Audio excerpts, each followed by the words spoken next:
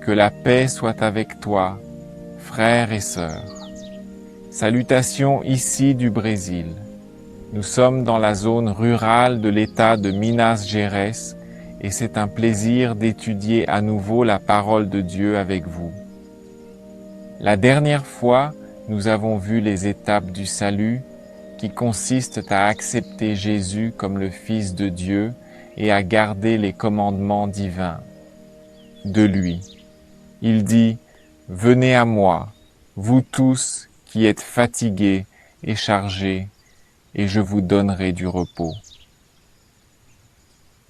Les sources d'eau symbolisent le baptême. Celui qui l'accepte et croit en lui ne périra pas, mais aura la vie éternelle. Alors il sera plongé dans l'eau. Un des commandements de Dieu est celui du samedi, jour observé par les Juifs aujourd'hui. Mais ce jour-là n'a pas été donné seulement aux Juifs, mais à toute l'humanité depuis la création du monde. Les premiers chrétiens observaient le samedi également. Nous avons vu beaucoup d'infos sur les doctrines et enseignements bibliques et on verra aussi aujourd'hui. Et vous devez savoir que tout cela, cependant, sans une relation personnelle avec le Créateur, sera totalement inutile. Il n'est d'aucune utilité de posséder une abondance de connaissances théoriques si votre cœur ne se soumet pas totalement à l'influence du Très-Haut. As-tu déjà prié pour que le Seigneur se révèle à toi et te dévoile sa présence? Qui sait en rêve? Avez-vous déjà parlé à Dieu? Avez-vous eu une relation personnelle avec lui? Avez-vous étudié votre mot? J'ai laissé la Bible dans ce lien pour que vous puissiez télécharger la parole de Dieu et la lire. Partagez cet espoir avec d'autres personnes pour qu'ils puissent également les inspirer. Jésus a dit, « Celui qui a honte de moi et de mes paroles, moi aussi j'aurai honte de lui. » Mais peut-être que je m'adresse déjà à un musulman qui est devenu chrétien depuis un certain temps et qui souhaite apprendre et se développer. La parole de Dieu dit que Dieu souhaite que toutes les personnes soient sauvées et parviennent à la pleine connaissance de la vérité. Dans la vidéo précédente, nous avons également observé que le Coran affirme que personne ne peut altérer la parole de Dieu. C'est pourquoi nous avons ici la Bible, qui commence à parler depuis la création du monde, puis parle du déluge, mentionne Abraham, son histoire, et dans le livre de la Genèse, c'est le premier livre de la Bible. Les 5 premiers livres de la Bible ont été écrits par Moïse, qui a vécu environ 400 ans après Abraham. Ce livre de la Genèse parle de la création, du déluge qui a touché toutes les personnes, sauf Noé et sa famille, et de tous les événements qui ont suivi.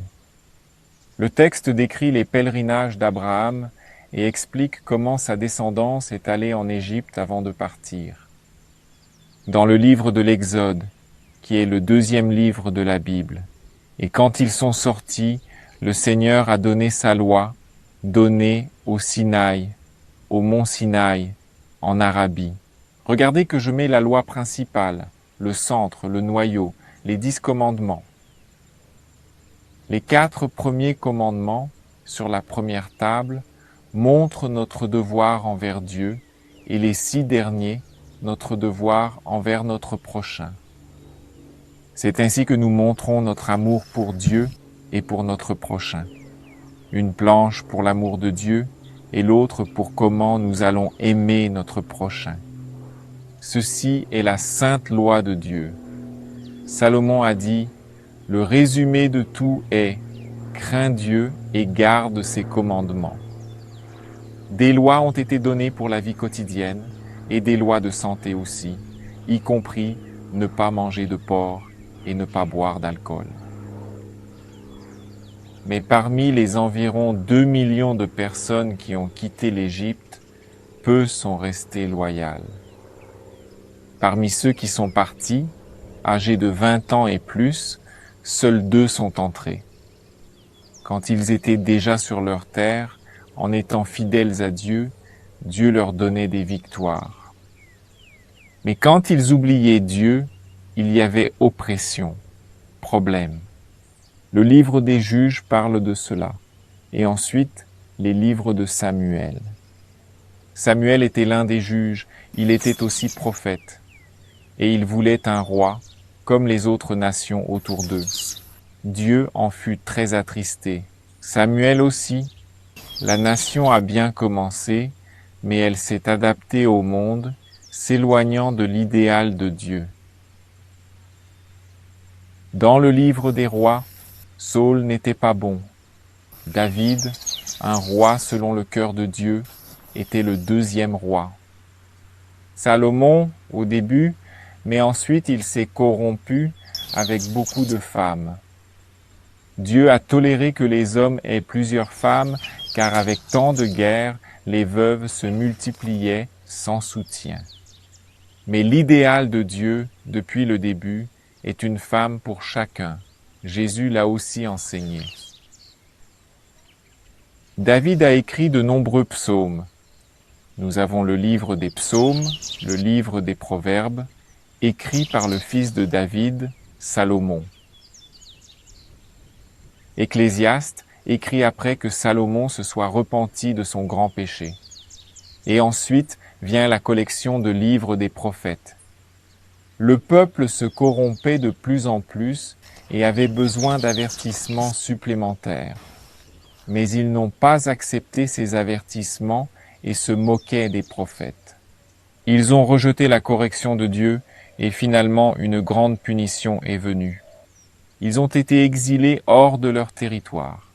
Alors, observez cette dynamique selon laquelle le peuple de Dieu commence bien, mais au fil du temps, au fil des décennies et des siècles, il se corrompt. Un des prophètes était Daniel, qui a prédit la venue du Messie, quand il viendrait et comment.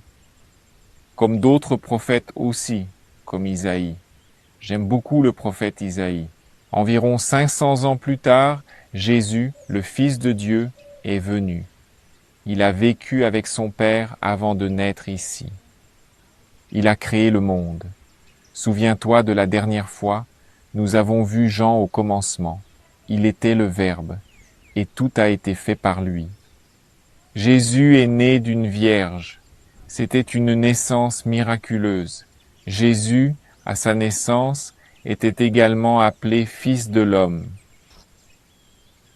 Jésus était complètement humain comme nous, ce qui signifie que la tentation de péché l'a également touché, mais il a résisté et a triomphé avec succès. En d'autres termes, il avait des tentations comme nous. Il a été tenté, mais sans péché. Certains chrétiens enseignent une erreur selon laquelle Jésus était au-dessus de l'humanité, que la propre mère de Jésus aurait été conçue sans tache de péché, ce qui va à l'encontre de ce que dit la Bible. Tous ont péché et sont privés de la gloire de Dieu, comme il est dit dans les Romains. Jésus a eu de réelles tentations de l'humanité. Fils de l'homme. Matthieu, le livre sur Jésus, montre son ascendance généalogique dès le début, ce qui signifie qu'il était vraiment humain. Jésus était un charpentier jusqu'à l'âge de 30 ans. Quand il a commencé à prêcher, son ministère a commencé. Israël a beaucoup aimé et accepté ses enseignements au début, mais les dirigeants ne les acceptaient pas. Et comme Jésus ne satisfaisait pas non plus leurs désirs et leurs aspirations pour un roi temporel, un roi de cette terre même qui mènerait leur guerre et les délivrerait des Romains et leur donnerait de la nourriture, ils ont rejeté Jésus et l'ont crucifié après tout. Jésus montrait où il péchait et personne n'apprécie être réprimandé, n'est-ce pas? Jésus a prophétisé à plusieurs reprises qu'il allait mourir. Isaïe, le prophète, a également prédit qu'il serait conduit comme un agneau à l'abattoir. Il est mort pour que nous n'ayons pas à mourir.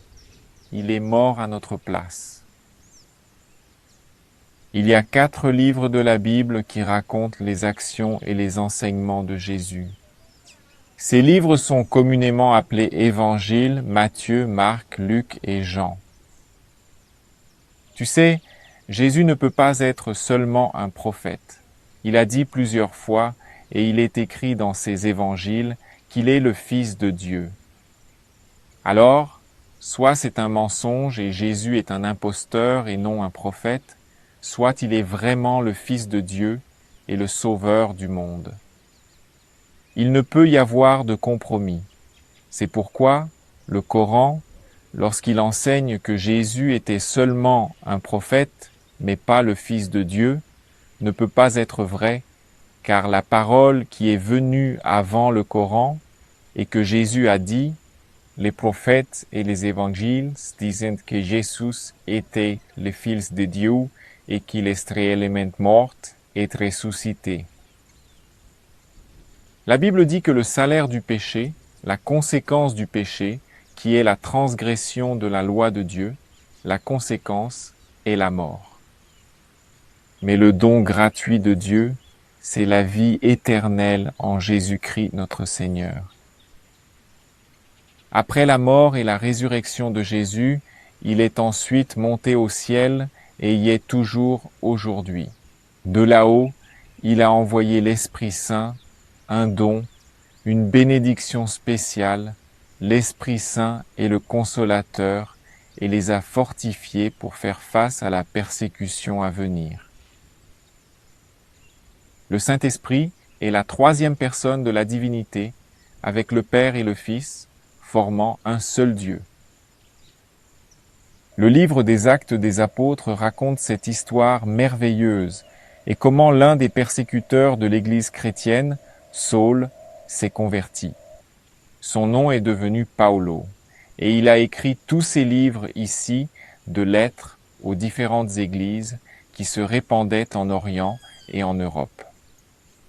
Jean, un apôtre, a écrit l'Apocalypse. En parlons plus à la fin. Paul prédit une apostasie dans l'Église. Il écrit que personne ne vous trompe, car l'apostasie viendra d'abord, et l'homme du péché, le fils de la perdition, se manifestera.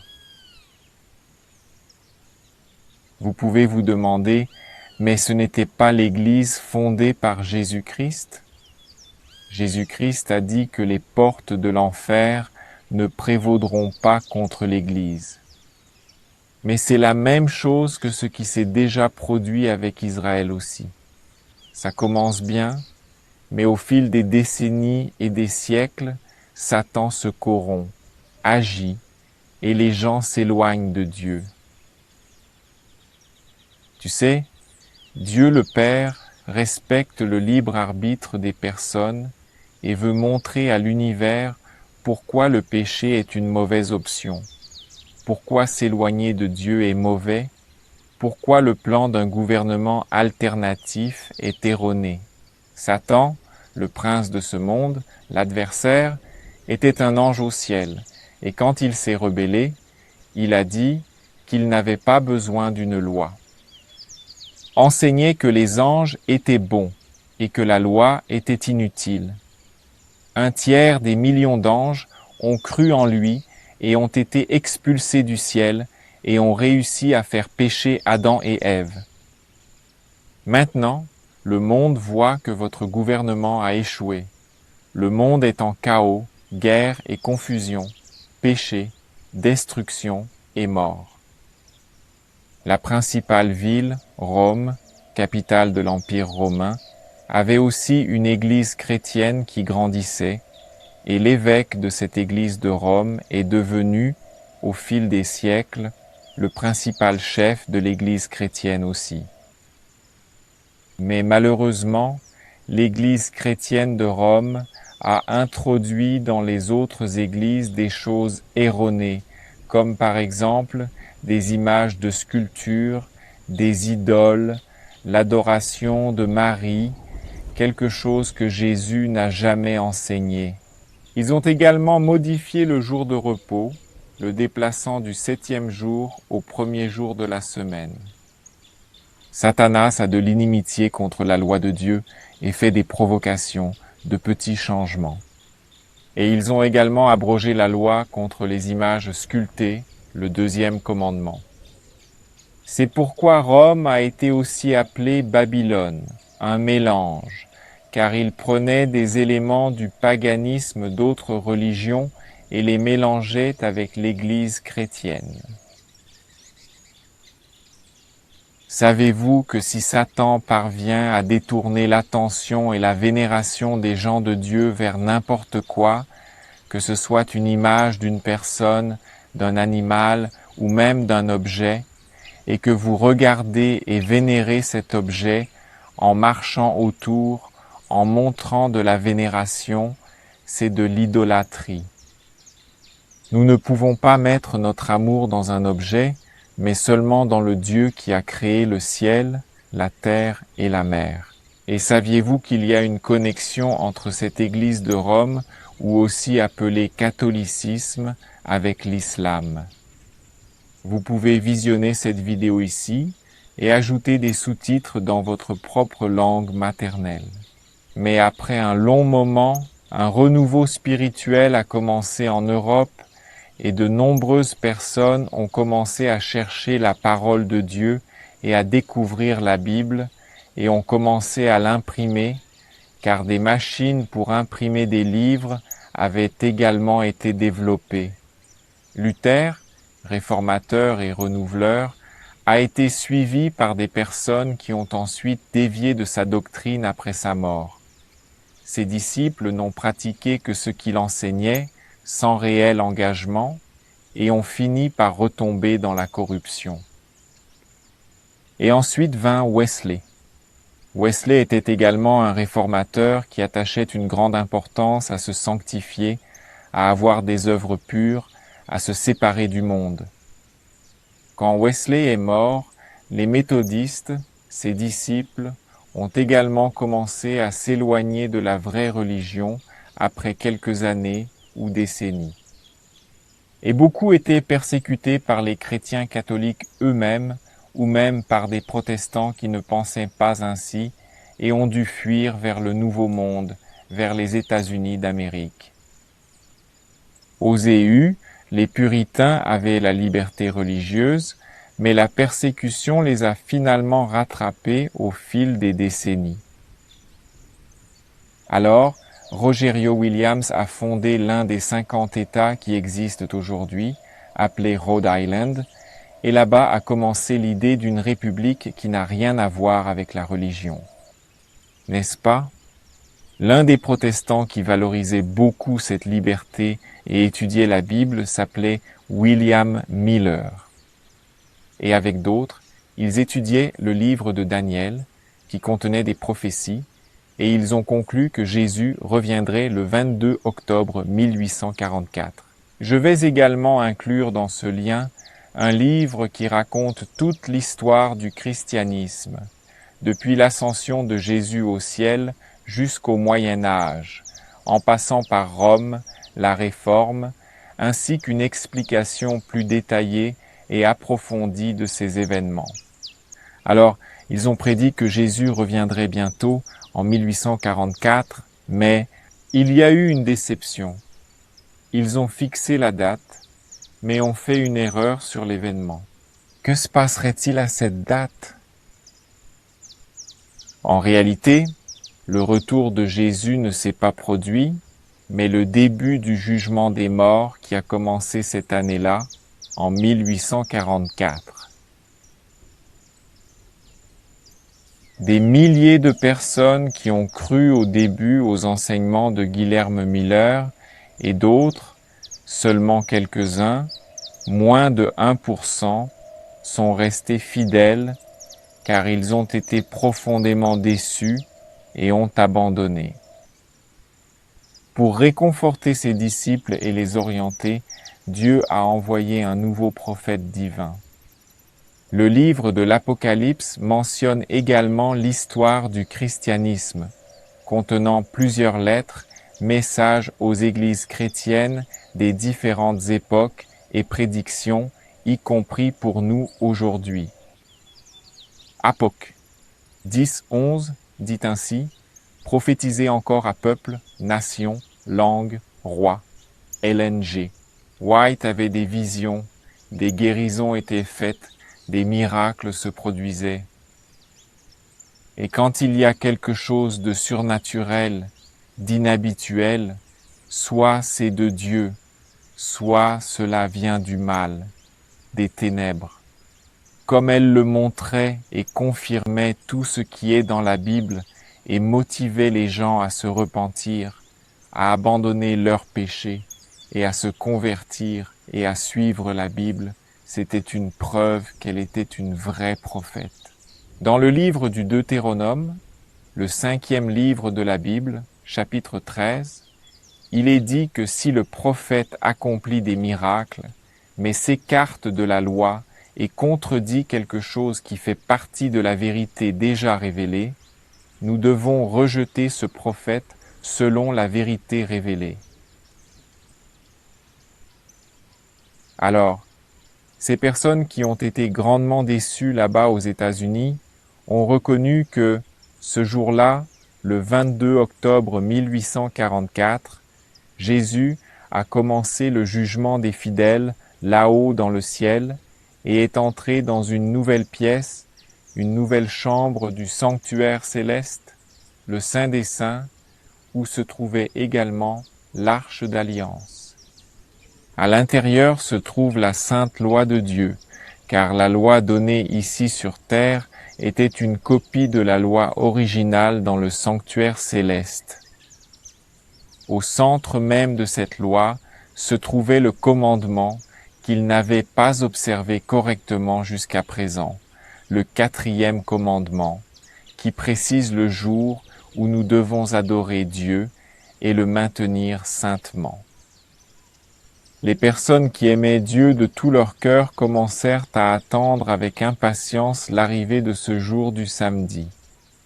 Mais encore, les années ont passé, les décennies ont passé, et même avec un prophète, dans ce cas une femme, une prophétesse vivante, aussi de ce peuple, il y en avait peu qui sont restés fidèles et se sont peu à peu joints à Babylone.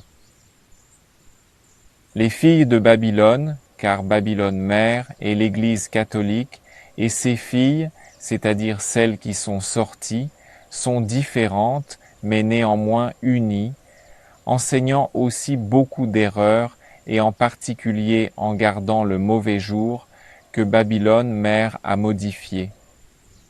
Alors, Babylone mère et fille, déjà tombées, car elles n'aimaient pas Jésus. Quand Guilherme Miller a prêché sur le retour de Jésus, ses filles l'ont rejeté et ne voulaient pas son retour. Je ne voulais pas que Jésus revienne, mais ils aimaient le monde. Alors Babylone est également tombée. Et même des adventistes, peu étaient ceux qui aimaient Dieu de tout leur cœur et se sont également unis dans leur cœur à Babylone. Jésus a averti les disciples de se méfier des faux prophètes. Les faux prophètes qui viennent à vous déguiser en brebis, mais à l'intérieur ils sont des loups dévorants. Matthieu 7, verset 15. Jésus nous a mis en garde contre les faux. Il est donc naturel de supposer qu'après Jésus, il doit y avoir des prophètes véritables. Aucun prophète n'a jamais prétendu être le dernier prophète en aucun temps. Même pas Ellen G. White a déclaré qu'après elle, il n'y en aurait plus d'autres. Pour la fin du monde, il est naturel que Dieu ait un prophète pour guider son peuple pendant l'apocalypse imminente. Mais au fil des décennies, les adventistes, comme je l'ai mentionné, sont devenus plus formels, plus superficiels. Beaucoup naissaient déjà dans l'Église sans connexion vivante avec Dieu. Ils n'aimaient pas. Alors, comme les pharisiens à l'époque de Jésus accomplissaient mécaniquement les devoirs de la religion, Dieu a encouragé à plusieurs reprises les gens à vivre un renouveau et à chercher Dieu pour confesser leurs péchés. Mais les dirigeants, les leaders de l'Église adventiste décourageaient cela et étouffaient. Même dans l'Église adventiste, Ellen White a déclaré qu'à un certain moment, seulement 1 sur 20, soit seulement 5%, avait son âme en ordre avec Dieu selon elle. Mais cela suit le même modèle du peuple de Dieu à travers les siècles et les millénaires. Cela a toujours été ainsi, malheureusement. Les adventistes voulaient que le système d'éducation supérieure reçoive les avantages et la reconnaissance mondiaux. Nos pasteurs doivent encore aujourd'hui lire de nombreux écrits d'auteurs qui ne respectent pas la loi de Dieu. Ce sont des enseignants de Babylone et cela est contraire à leur rôle. Beaucoup de personnes adventistes veulent encore aujourd'hui continuer à manger des choses qui sont mauvaises, que la prophétie de Dieu nous a montré qu'elles ne devraient plus être consommées. De nombreuses femmes souhaitent continuer à s'habiller de manière plus mondaine. Les chansons ne veulent pas non plus renoncer au monde et se préparer pour le paradis. Dans votre pays, il y a probablement quelques adventistes du 7e jour, mais ne soyez pas surpris s'ils ne prennent pas le message prophétique aussi sérieusement. Ne soyez pas surpris, ou sinon, ils ne s'habillent pas aussi modestement que les femmes musulmanes. Tout cela parce qu'ils n'aiment pas la parole de Dieu, mais veulent être comme le monde. Cela s'appelle adultère spirituel. C'est triste à dire, mais beaucoup d'adventistes se joignent à la prostituée, la mère et la fille. Mais si vous trouvez une église adventiste dans votre ville, dans votre pays, vous pouvez lui demander de vous baptiser, car vous acceptez tout ce que l'Église enseigne dans les 28 croyances fondamentales, correctes, conformes à la Bible. Alors, demandez-leur de vous baptiser, mais ne faites pas trop attention à ce qu'ils voudront vous enseigner, car cela peut avoir l'apparence d'un mouton, de la sagesse, mais à l'intérieur être un loup dévorant. Peut-être vous trouverez 1 ou 2 adventistes fidèles qui aiment Dieu de tout leur cœur, de toute leur âme et de toute leur compréhension. Il est facile de distinguer s'ils ne pointent pas constamment vers ce qui est écrit tant dans la Bible que dans la prophétie de Dieu. Alors il n'y a pas de lumière en lui. La personne doit toujours chercher ce que dit la parole de Dieu. Suivons exactement ce que dit la parole inspirée. Dans les pays d'aujourd'hui, dans tous les gouvernements, les pays qui existent ont de plus en plus d'amitié avec le pape, avec Rome, avec le Vatican, cette grande cité spirituelle également illustrée dans l'Apocalypse 17 comme une prostituée qui donne de son vin, c'est-à-dire de son enseignement, de ses doctrines, à tous les pays qui boivent plus ou moins de son vin. Même à l'Église adventiste, il y a des individus qui apprécient le goût des raisins empoisonnés ainsi que celui de leurs grappes amères. Regarde, pour terminer, je voudrais ici montrer quelques-unes des erreurs de Rome et comment elle est entrée dans les églises protestantes et même dans l'adventisme, pour que vous sachiez définitivement qu'elle est tombée, Babylone, cette grande ville qui a fait boire à toutes les nations le vin de la colère de sa fornication ou prostitution et l'infidélité envers son Seigneur. Concernant la loi de Dieu, nous avons déjà vu beaucoup le samedi. Babylone a changé la loi de Dieu, a enlevé le 2e commandement des images et enseigne également que nous devons garder le jour que la communauté garde. Alors, il a modifié 4 commandements. Dans le catéchisme catholique, il est écrit de garder les dimanches, les jours fériés et les fêtes. Le premier jour de la semaine est le mauvais jour. Nous devons garder le jour que Dieu a commandé. Le 7e jour, qui vient après le jour de la prière des musulmans, est le jour que nous devons observer. Le lendemain est le jour du Créateur du ciel, de la terre, de la mer et des sources d'eau. Adorez ce Dieu le jour où il a demandé. Vous, musulmans, appelez ce Dieu Allah et nous l'appelons aussi Jéhovah. Une autre erreur de Rome concerne la mort.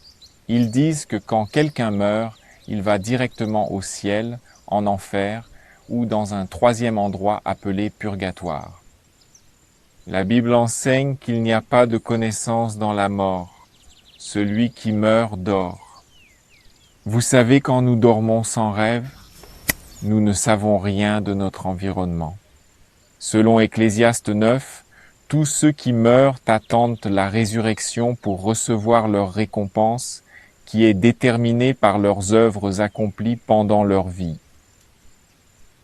Si quelqu'un se présente à vous en prétendant être quelqu'un de décédé, il s'agit probablement d'un ange démoniaque qui imite une personne décédée. Commencez à parler la parole de Dieu que vous avez mémorisée ou à chanter un psaume de la Bible pour vous exprimer. S'il est un ange mauvais, il s'enfuira car il ne tolère pas qu'on exalte le nom de Jésus.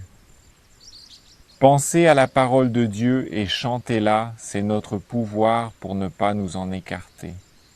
J'ai caché la parole de Dieu dans mon cœur pour ne pas pécher contre lui. Une autre erreur que nous avons déjà vue est que Babylone enseigne que Jésus n'était pas totalement humain, que Marie, la mère de Jésus, serait elle-même née immaculée, Babylone soutenant que Jésus était au-dessus de l'humanité. Mais la Bible dit qu'il a été tenté en toutes choses, mais sans péché. Jésus n'a pas prétendu avoir des tentations, mais il a réellement eu envie de pécher, mais il a résisté. À cet appel, à cette tentation de la chair ou du diable ou du monde. La Bible dit que celui qui nie que Jésus était complètement humain est l'esprit de l'Antéchrist et Rome est l'Antéchrist. Il a eu des tentations réelles d'humanité et les a surmontées. Donc, si hypothétiquement la grand-mère de Jésus avait aimé boire de l'alcool, Jésus aurait été confronté à une tentation plus forte de s'enivrer également, mais il l'a surmontée et n'a jamais péché. Alors, savoir que Jésus a vaincu, nous pouvons vaincre de la même manière qu'il a vaincu, avec la force qu'il nous donne. Il nous donne le pouvoir d'arrêter de pécher. D'ailleurs, la seule définition du péché que la Bible donne est la transgression, la violation de la loi de Dieu qui concerne particulièrement les 10 commandements, mais aussi tout ce que Dieu a ordonné dans sa parole. Babylone enseigne qu'il est naturel de pécher. Il suffit d'aller se confesser au prêtre là-bas. Mais nous ne pouvons pas confesser nos péchés à une personne mortelle comme moi, qui pêche aussi, mais seulement à Dieu, directement. La Bible dit cela, et demandez la force de nous garder de trébucher. Dieu est fidèle et ne permettra pas que nous soyons tentés au-delà de ce que nous pouvons supporter. Même si nous trébuchons, nous pouvons avoir bon courage, nous repentir, confesser l'erreur et obtenir la miséricorde divine, même dans nos moments les plus sombres. Nous pouvons être sûrs que nous avons été pardonnés alors, même si je ne ressens rien de spécial. Quiconque croit en lui ne périra pas, mais aura la vie éternelle. La justice de Christ nous est donnée comme un cadeau, donc comme un manteau blanc. Et devant le Père, c'est comme si nous n'avions jamais péché. N'est-ce pas beau? Luther a redécouvert ce message et il était très précieux pour lui. Le livre des Romains, dans les Galates, parle beaucoup de cela. Et Luther a redécouvert, car c'était le contraire de ce que Luther avait appris quand il était moine là-bas à Babylone. Dieu a utilisé Jones et Wagner, adventistes, vers l'année 1888 et au-delà, pour proclamer ce message spécial, pour préparer un peuple pour la venue de Christ. Ce message selon lequel nous sommes pardonnés dans un manteau est comme un cadeau à ta justice, la justice de Christ. La direction de l'Église a rejeté le message initial et, bien qu'elle ait finalement donné son accord dans les années suivantes, elle n'a malheureusement pas réussi à le mettre en pratique et à aimer Dieu de tout son cœur. Ils ne regrettent pas cette opposition qu'ils ont faite à ces deux enseignants, à savoir Jones et Wagner. La seconde venue du Christ a été reportée et n'a pas encore eu lieu jusqu'à aujourd'hui, depuis plus d'un siècle. Bien. Une autre chose que la Bible enseigne est sur la dîme. Abraham a donné la dîme à Melchisédek. Il a reconnu quelqu'un de supérieur à lui. Malachie, dans la Bible, enseigne aussi, dernier livre de l'Ancien Testament, montre que nous devons donner la dîme de tous nos revenus, c'est-à-dire 10% de ce que nous gagnons pour l'œuvre de Dieu. Nous pouvons donner à l'Église pour soutenir les ouvriers et les personnes qui prêchent la parole, pour un missionnaire ou pour acheter des livres chrétiens afin de répandre le message. Une autre erreur qui est très courante à Babylone concerne la santé. Notre corps est le temple du Saint-Esprit et nous ne devrions pas manger des choses qui lui font du mal. Après le déluge, Dieu a permis aux gens de manger de la viande, car il n'y avait pas encore de légumes cultivés, mais il fallait drainer tout le sang, ce que malheureusement presque aucun chrétien ne fait. Ils ne prennent pas le sang de l'animal pour le manger. La plupart des chrétiens, y compris adventistes, mangent viande avec sang, un péché. Lévitique 7 et ailleurs aussi. Mais avant le déluge, les fils de Dieu ne mangeaient pas de viande, ne mangeaient pas d'animaux morts. Nous voulons suivre le plan idéal décrit dans la Genèse. C'est pourquoi nous nous nourrissons de légumes.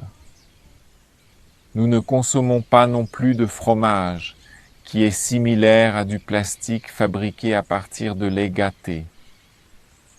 Il est interdit de consommer du fromage, ainsi que du thé noir, du café, du cacao ou du chocolat, sous peine de problèmes digestifs. Tout cela est stimulant. C'est comme une drogue qui a un impact négatif sur notre cerveau et notre corps, qui est considéré comme le temple du Saint-Esprit. Dieu habite en nous. Nous ne devons pas non plus inoculer, injecter des virus ou d'autres liquides dans notre corps. Rome donne son vin à toutes les nations, y compris à Babylone, la grande cité antique. Le vin représente vos enseignements, votre doctrine. Comme elle boit du vin corrompu, gâté, alcoolisé, l'illustration est précise. Parlons un peu maintenant de vêtements. Les femmes musulmanes et aussi les hommes s'habillent de manière modeste. C'est très bien. Femme doit porter jupe longue, pas de pantalon, mais jupe, pour se distinguer de l'homme. Cette humilité de la femme est extrêmement cruciale. La femme symbolise l'Église qui ne se livre pas physiquement, mais demeure pure.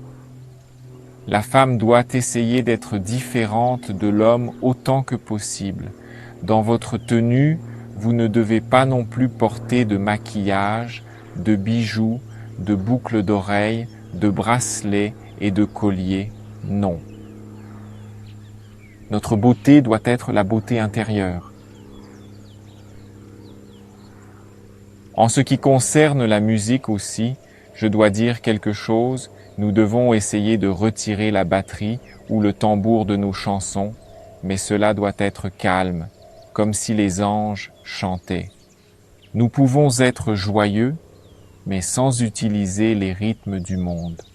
De nombreuses églises chrétiennes ont une musique animée d'origine africaine. Mais souviens-toi, Babylone est tombée. Sortons de là. Nous avons une fille de 11 ans et nous l'éduquons à la maison. Nous ne l'avons jamais envoyée à l'école. Il est préférable que l'enfant reçoive une éducation à domicile dispensée par ses parents. Ainsi était Jésus, Jean-Baptiste. Jusqu'à l'âge de 8 ans pour les filles et 10 ans pour les garçons, aucune éducation formelle ne doit être donnée. Avec des livres, pas encore, il est encore trop tôt, l'esprit de l'enfant n'est pas encore assez mature pour cela. D'après le proverbe, l'enfant qui se comporte mal doit être châtié avec la verge, mais sur le dos, en utilisant la prière et en ayant un esprit doux. Si l'offense est mineure, des mesures plus douces peuvent être prises, comme des réprimandes ou la suppression de privilèges. Mais le coupable ne doit jamais être innocenté. Exercer la patience, faire de notre foyer un petit paradis, cultiver notre beauté intérieure. C'est le plus important, notre caractère, parce que c'est la seule chose que nous emporterons avec nous dans le monde qui vient, des relations. Une seule femme par homme, nous en avons déjà parlé. Dieu a toléré la polygamie, mais ce n'était pas ainsi depuis le début. Jusqu'à l'âge de 20 ans, le jeune homme ou la jeune femme n'est pas prêt à prendre des décisions importantes telles que le choix d'un partenaire pour le reste de sa vie. Il vaut mieux respecter la pureté physique et éviter tout contact avant le mariage. Pour les mariés, je dis qu'il ne faut pas pratiquer le sexe le samedi, un jour saint consacré à Dieu.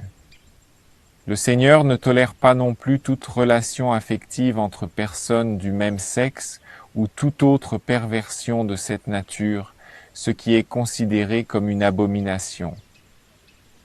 Dans les emplois de santé impliquant la confidentialité, une femme traite une femme, un homme traite un homme.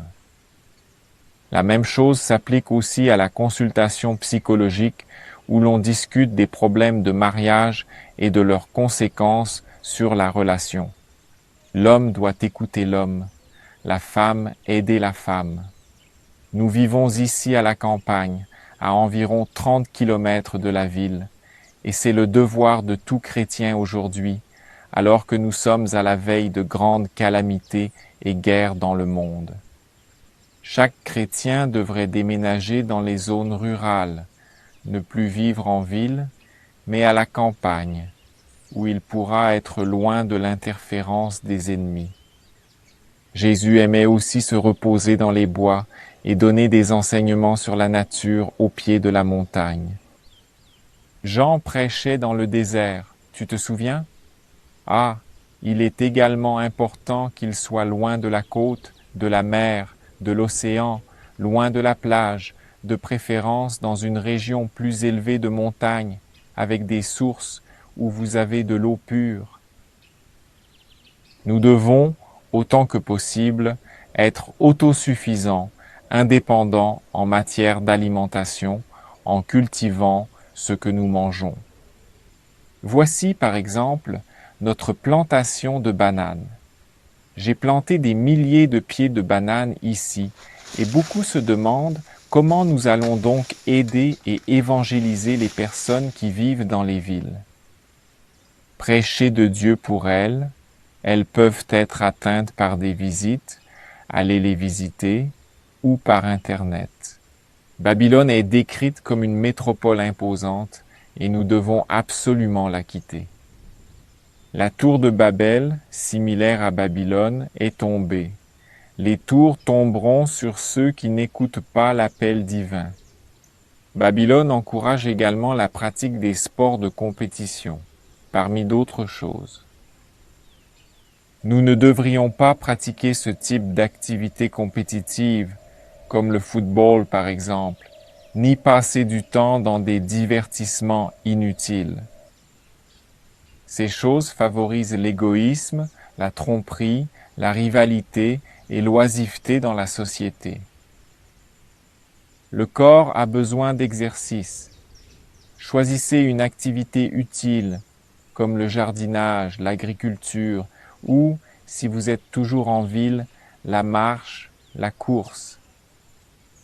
Je suis moi-même agriculteur et, à la fin de la journée, je suis très fatigué, je m'étire, puis je dors bien. Il est important de dormir 8 heures par jour, voire plus si vous êtes un enfant, de boire beaucoup d'eau, de prendre la lumière du soleil, la nature. Nous devons rejeter tout type de dramatisation, de film et de mise en scène théâtrale, qu'elle soit en direct ou filmée. Les films ne doivent pas être regardés, ils sont impurs. La Bible dit « Tout ce qui est vrai, tout ce qui est pur, pensez à cela ». Une autre chose, les élections, la démocratie de nos jours, vous savez, les questions politiques doivent être enterrées entre nous, droite contre gauche, tout cela nous devons laisser de côté. Les mondains pensent ainsi. Notre patrie n'est pas ici. Si nous sommes appelés à élire quelqu'un, nous devons voter blanc ou nul. Car sinon, nous donnons virtuellement une procuration, une autorisation à cette personne de gouverner, cette personne que nous avons élue. Et nous serons participants de vos actions et aussi de vos châtiments, de votre culpabilité. Babylone enseigne aussi que les femmes peuvent occuper certains postes où il n'y a pas d'hommes, mais cela n'est pas conforme à la Bible. Seulement quand il est prophète, lorsque Dieu accorde ce don de manière surnaturelle. Babylone souhaite également semer la confusion entre les genres et encourager le mouvement féministe. Un autre point important est que la Bible stipule que pour différencier l'homme de la femme, il est interdit à l'homme de se couper ou de se raser la barbe afin de ne pas ressembler aux joues féminines. Dans le livre du Lévitique, chapitre 19, il est précisé que tu ne dois pas détruire les coins de ta barbe. Dieu a créé notre corps parfait tel qu'il est. Nous pouvons certainement tailler et couper pour maintenir d'une manière hygiénique et belle. Dès le début, j'ai mentionné le texte biblique qui dit que Dieu veut que les gens connaissent pleinement la vérité. Dieu nous a communiqué ses paroles dans le but de nous rendre heureux et de promouvoir notre bien-être. Et Dieu nous donnera la force d'exécuter sa parole.